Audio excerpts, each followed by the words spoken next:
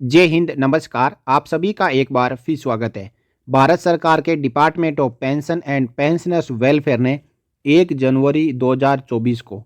Female government servant और female pensioner को एक बड़ी सौगात दी है।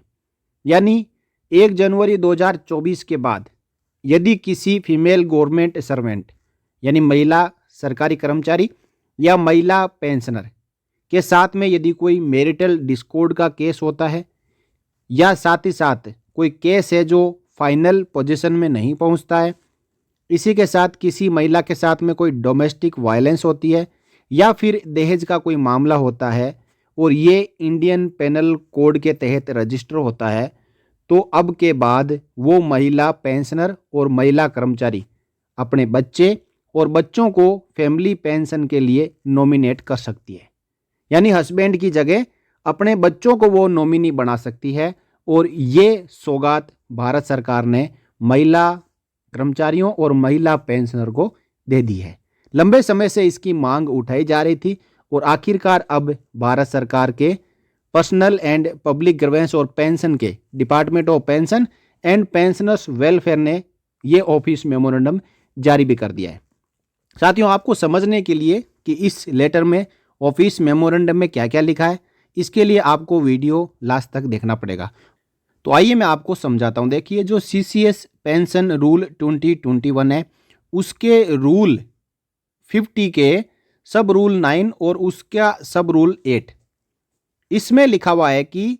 कोई भी डिसीज गवर्नमेंट सर्वेंट या पेंशनर है, यदि उसके स्पोस है पति और पत्नी, तो फैमिली पेंशन सबसे पहले स्पोस को दी जाएगी, उसके बाद बच्चों को दी जाएगी और उसके बाद जो दूसरे फैमिली मेंबर्स हैं जो एलिजिबल है उनको दी जाएगी। लेकिन डीओपीपीडब्ल्यू में ये बार बार बड़ी मात्रा में रिक्वेस्ट आ रही थी, seeking advice as to whether a female government servant oblique female pensioner can be allowed to nominate her eligible child और children for family pension in place of her spouse in the event of marital discord leading to filing of divorce proceedings in a court of law or filing of a case under protection of women from domestic violence act or dowry prohibition act or under Indian penal code। यानी इन चारों situation में कोई court में case हो जाता है या दहेज की जो प्रताड़ना है वो की जाती है या महिला के साथ में घरेलू हिंसा होती है, साथ ही साथ आप यहाँ पे देख पा रहे हैं कि कोई मैरिटल डिस्कॉर्ड केस होता है, तो क्या वो महिला अपने बच्चों को नॉमिनेट कर सकती है पेंशन के लिए? तो अब डीओपीपीडब्ल्यू ने इसके लिए गाइडलाइन जारी कर दी है। तो ये मैटर है वो ministry of women and child development welfare के साथ में एग्जामिन किया गया और अब ये डिसाइड किया गया है कि किसी भी महिला के साथ में यदि मैरिटल डिस्कॉर्ड केस होता है और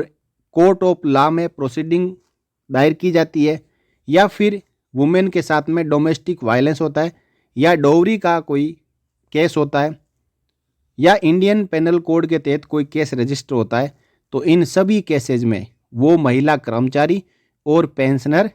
अपने बच्चों को एज ए नॉमिनी नॉमिनेट कर सकती है।